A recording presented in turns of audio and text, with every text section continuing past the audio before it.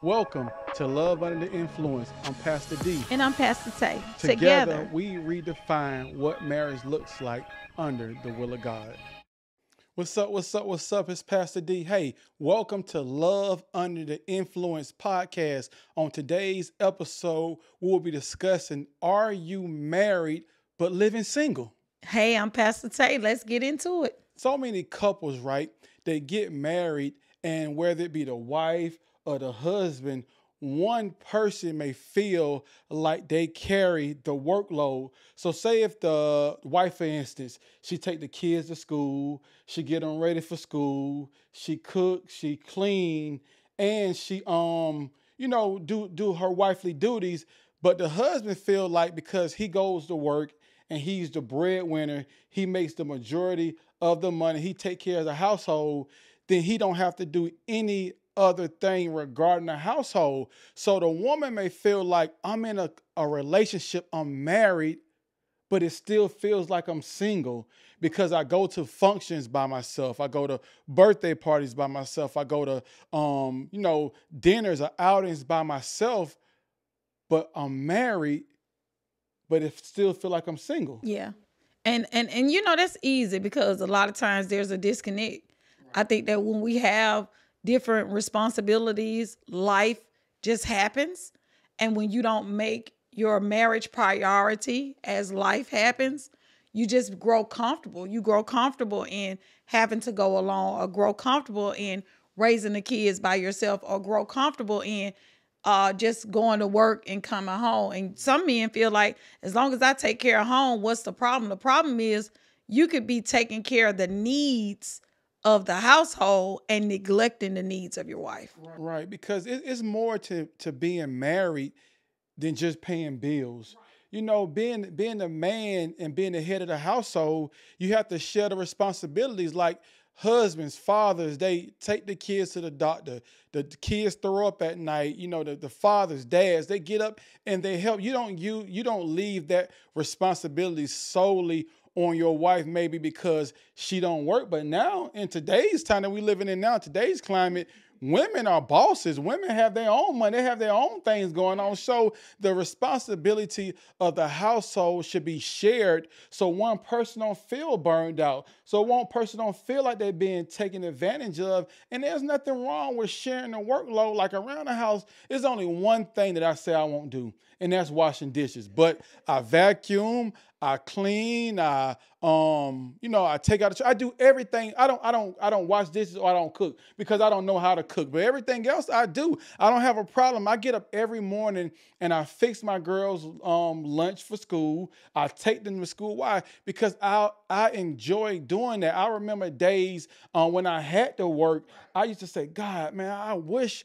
I could be at home taking my girls to school. I wish I could be there in the morning, getting them up, getting them ready. That's something that I want to do.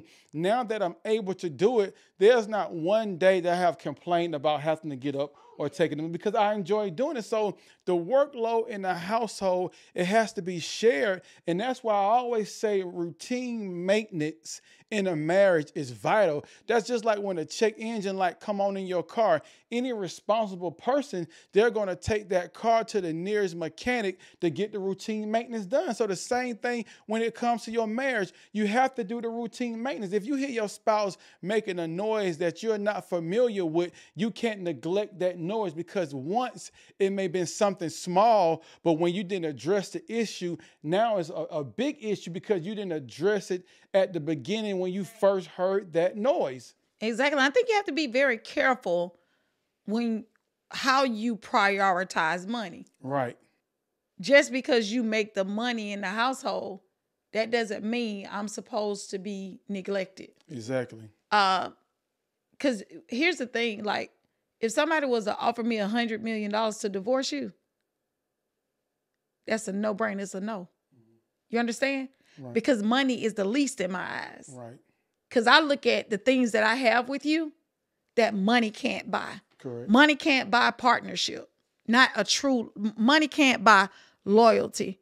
Money can't buy friendship. Money can't buy the covering that you give me. Like the things that I have with you, it's no material thing that you ever, from the diamonds to none of that. I'm talking about the things that money cannot buy. Those are the things that I value most about my marriage.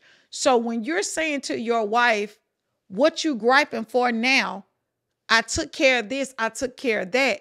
You took care of the bills. And just because you took care of the bills doesn't mean you took care of your wife. Right, because the bills, you live there too. So the responsibility has to be shared so one person don't get burned out. And when you get married, it's a partnership. Right. But so many people are married, but they feel like they're living single because the other person doesn't carry the load or help carry the workload. Just because you go to work and work 40 hours a week or 60 hours a week, you don't get to come home and neglect your kids, because it's going to come a time where your kids going to be grown and you're going to miss so much of their life because your excuse was, I was working so hard to provide for the family. Yes, you was working hard to provide for the family, but that give you a right to neglect your kids? Do that give you a right not to show up to the football games? Do that give you a right not to be there? So you got to make sure it's a balance in everything that you do, because 10 years going to go by, 15 years going to go by, and you're going to look up, your kids are grown, and you're going to say, well, where did the time go? But you was chasing the dollar. Money is the least. In the kingdom of God, money is the least. Right. It's the least. So your time is more valuable than anything. You can't get back time that you wasted. So you got to make your time count. You got to use money to buy time. One thing about it, being at home with your children is a blessing. Mm-hmm.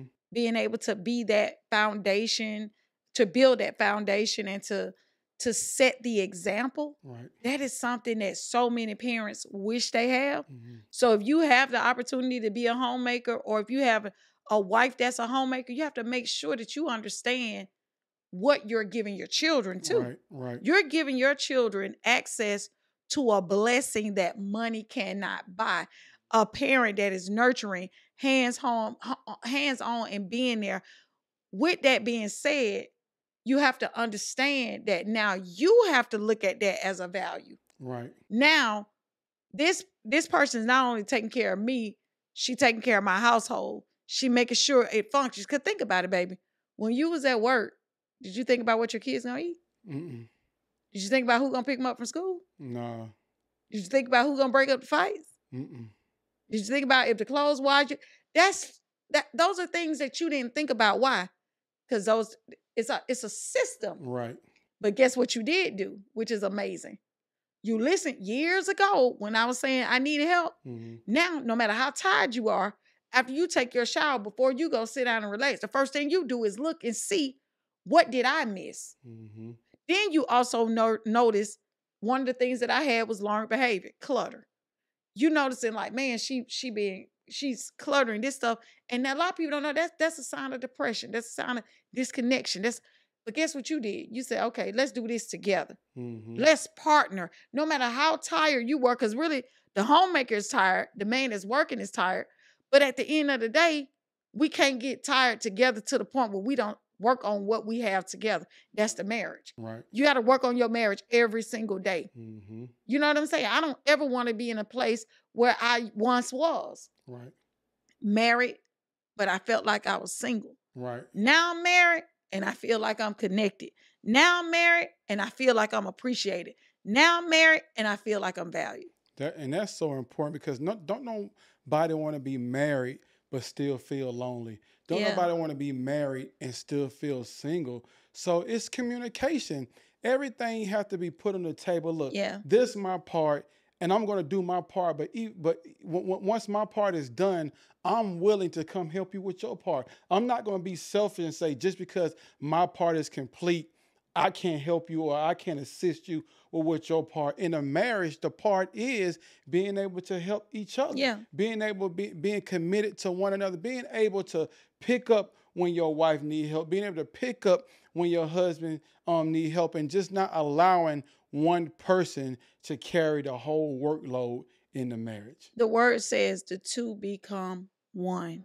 I'm Pastor D. And I'm Pastor Taye. Peace. If you enjoyed today's episode, join our community at www.loveundertheinfluence.com. 5 pillars that we discuss: parenting, business, finances, marriage, and spirituality. We are super transparent in our marriage and our life about our growth and where God delivered us and brought us from. $9.97 for the month or $97 for the year. Look, guys, it's a small investment, but it yields a large return, and it will have a tremendous impact on your growth and on your personal life.